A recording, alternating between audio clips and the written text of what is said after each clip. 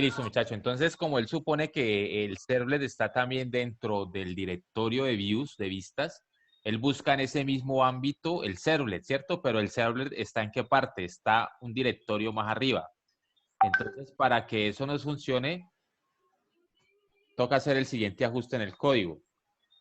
Aquí donde estamos en el formulario JSP, en el action, para subir un directorio, en este caso utilizamos el punto slash, ¿sí?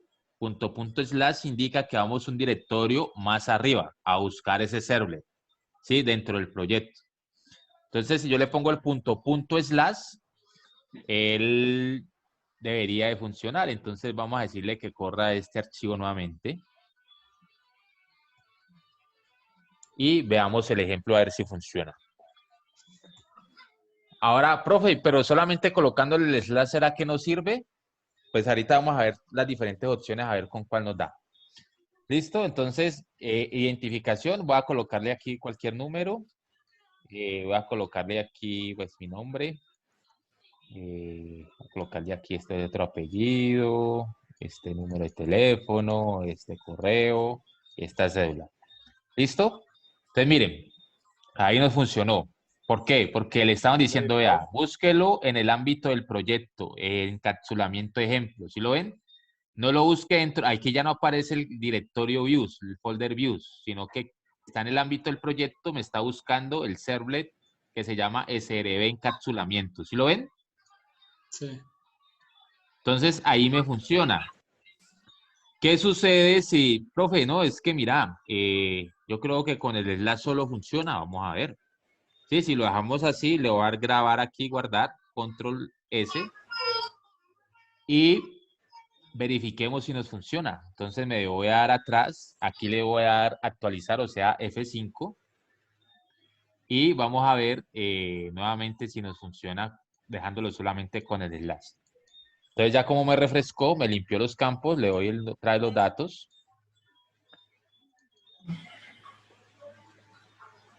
¿Sí? Cédula y tipo de documento. Y miren, ¿qué pasó aquí? Analicemos esta URL para que cuando eso les llegue a pasar a ustedes sepan cómo, por qué sucedió. Igual está el localhost, está el puerto, pero después del puerto, el enlace aquí, ¿quién recuerda que debería ir? Paquete. No. ¿Quién da más? Vamos a ver si estaban atentos a lo que yo estaba explicando. Pero usted movió algo ahí, no es que acabé de entrar y no vi. ¿El nombre del proyecto? El Los nombre dos del puntos. proyecto, eso. Ahí va el nombre del proyecto o la ruta del contexto del nombre del proyecto, ¿vale? Entonces, cuando colocamos slash, se va muy atrás, ¿sí? Ya no me colocan, no me está buscando dentro del proyecto, sino que me lo está buscando como si él fuera un proyecto aparte. Entonces, no me sirve. ¿Listo? Entonces, ¿de qué manera me sirve? Solamente yo necesito moverme desde donde está el JSP, moverme un directorio arriba. ¿Y cómo me muevo un directorio arriba para que lo busque dentro del proyecto? En este caso, desde la ruta, es // ¿Sí lo ven? Aquí está. Esto lo voy a colocar aquí en el action del JSP una vez lo coloque dentro del directorio views, para el caso de este ejemplo. ¿Vale? ¿Y con un punto, profe? Ah, miremos con un punto. Entonces miremos con // a ver qué hace. Voy a dar grabar aquí, // me devuelvo acá al JSP, le doy actualizar o F5.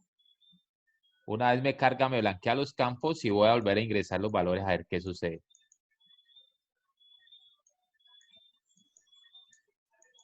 Digitamos los valores y miremos qué hizo.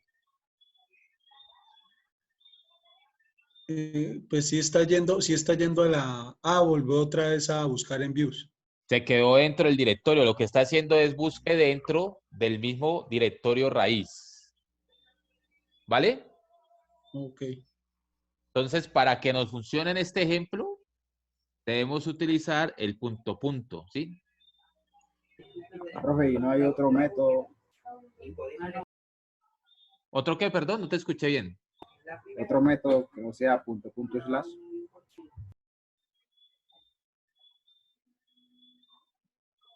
Que haya otro método. Para este caso, este es el método que tendríamos que utilizar. ¿Vale? Porque aquí estamos haciendo, es direccionándolo a la ruta donde está el servlet.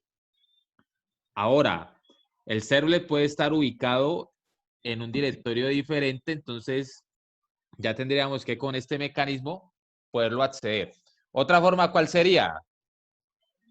Si nosotros tuviéramos montado esto en un servidor de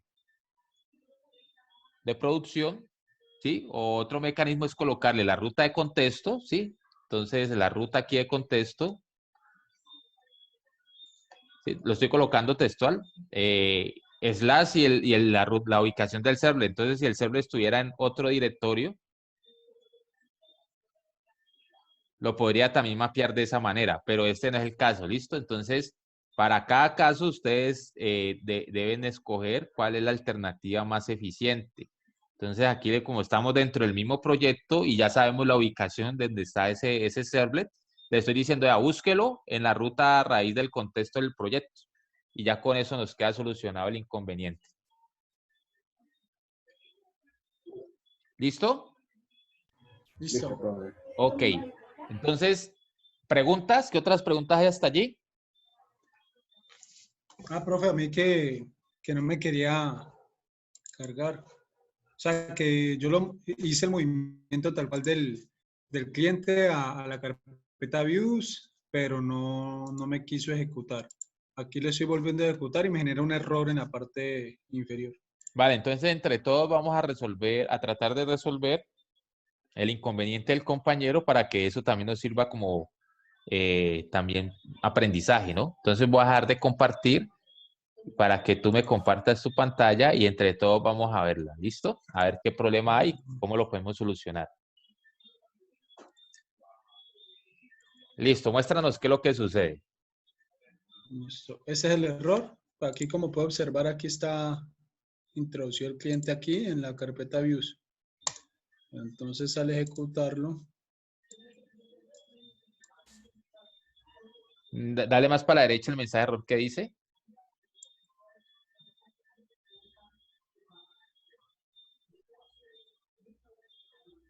Es como si el servidor estuviera ejecutando. ¿Se puede controlar? sí, claro, profe. Ok, creo que ahí ya estoy controlando. Listo, voy a cerrar estos cositos de acá, que son... Profe, eh, ese for no tiene, el formulario no está cerrado.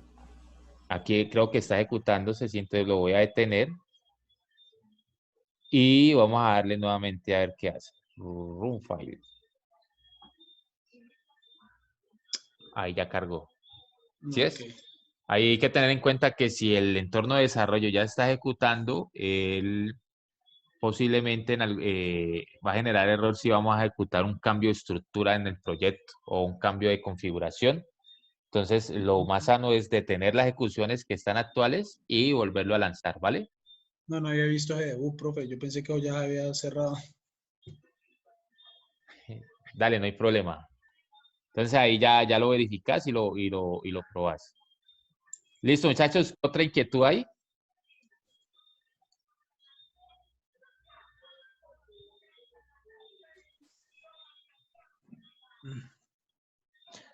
Bueno, entonces continuando, si no hay inquietudes,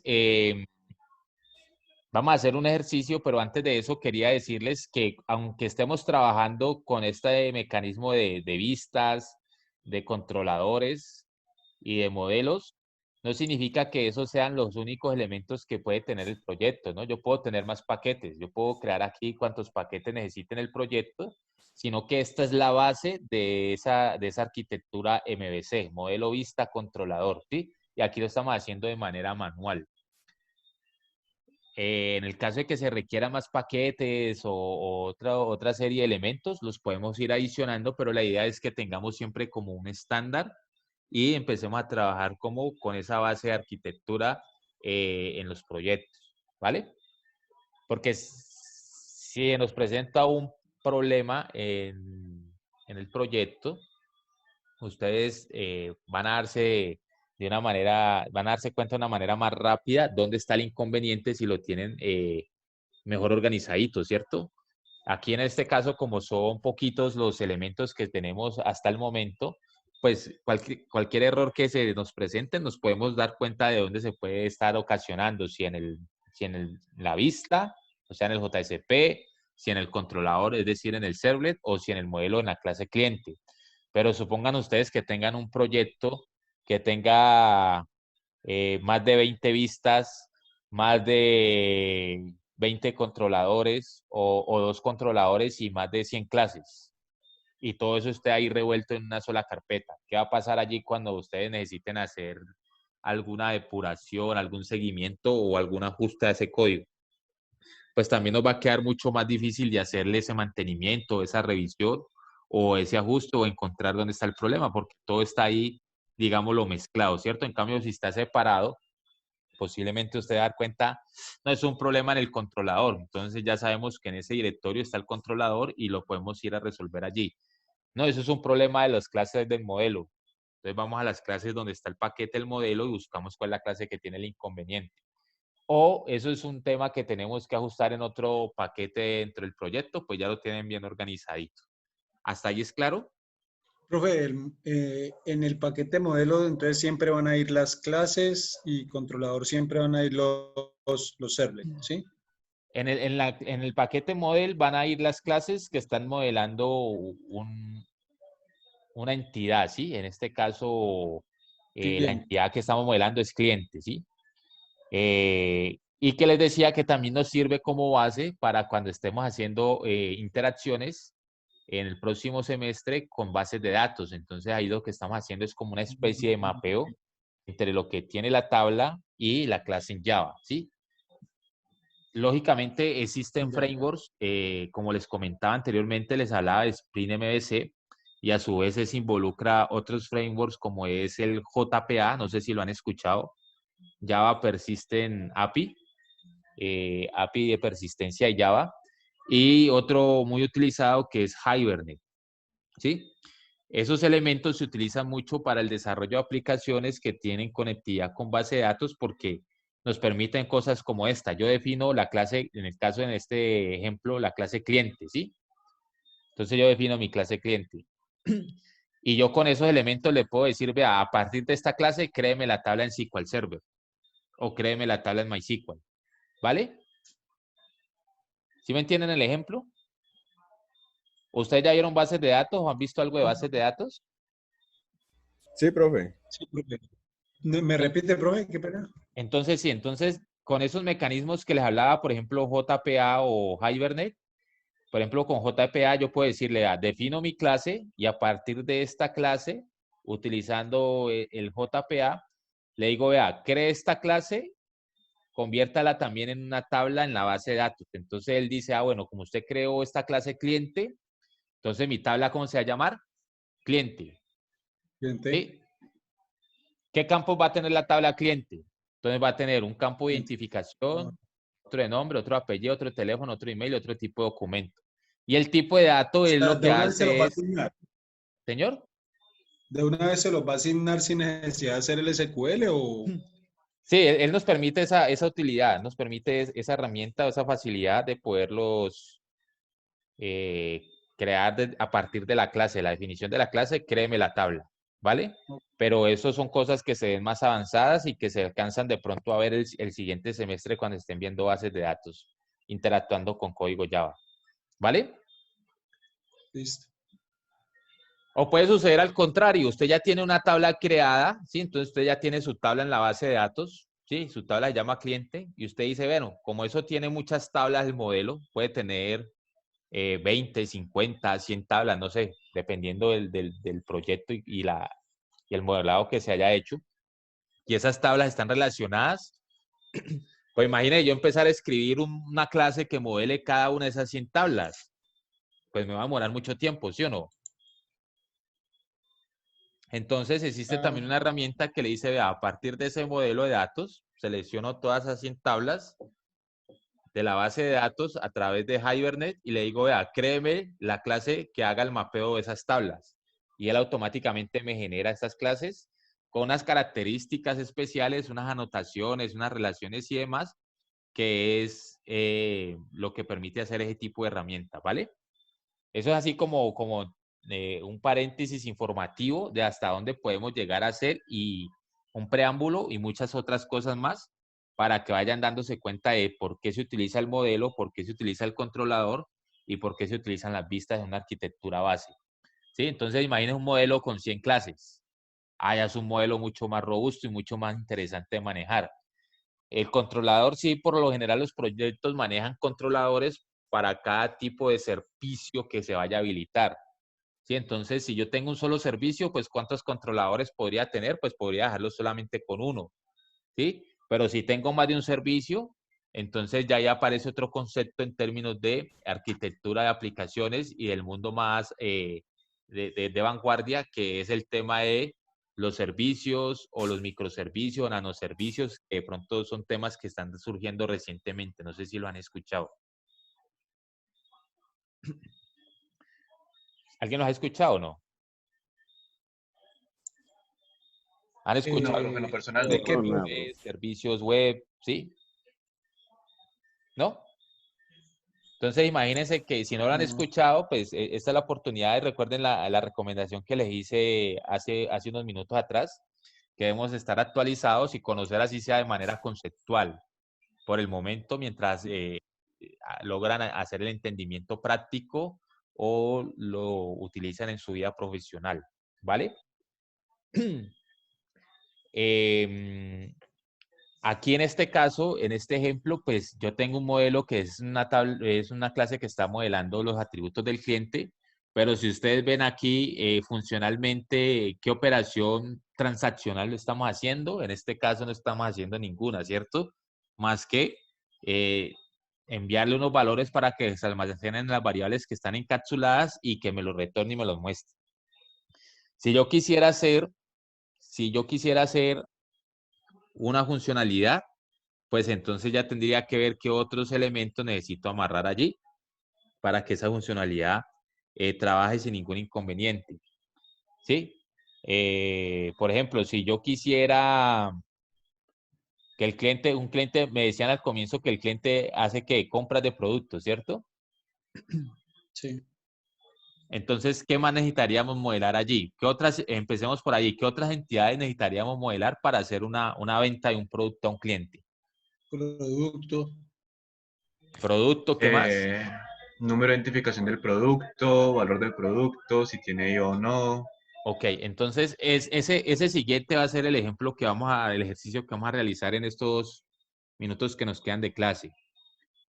Vamos a crear el modelo para la entidad producto. Entonces, por favor, lo van a desarrollar y me dicen cómo nos quedó, qué atributos quedó. Y le vamos a aplicar también el concepto de encapsulamiento. ¿Vale? ¿Claro lo que hay que hacer? No, ¿me ¿Cómo, puede profe? repetir? ¿Cómo? Repetimos entonces. Estamos diciendo que el cliente va a ser, o le vamos a vender productos a ese cliente, ¿sí? Entonces, necesitamos completar el modelo para que eso nos pueda funcionar y tengamos modeladas todas las entidades que intervienen en esa operación. ¿Cuál es la operación? La compra de productos o la venta de productos a los clientes, ¿sí? Entonces, para yo poder modelar eso, me dicen, profe, ahí haría falta la entidad producto. Entonces, necesito que creen, así como creamos cliente, que creen la entidad o la clase producto, que le metan o le incluyan allí mejor todas las características o propiedades o variables o atributos, como lo quieran llamar, de la clase producto y que encapsulen esas propiedades, haciendo algo similar a lo que hicimos con clientes. Entonces necesito que definan esa clase producto y me digan con qué variables quedó. Listo. ¿Listo? Vamos a dar 5 minuticos para que creen esa clase. Utilicen las ayudas para que se vayan familiarizando con las ayudas del entorno de desarrollo para la generación de código cuando la requieran, ¿no? ¿Listo? Listo, profe.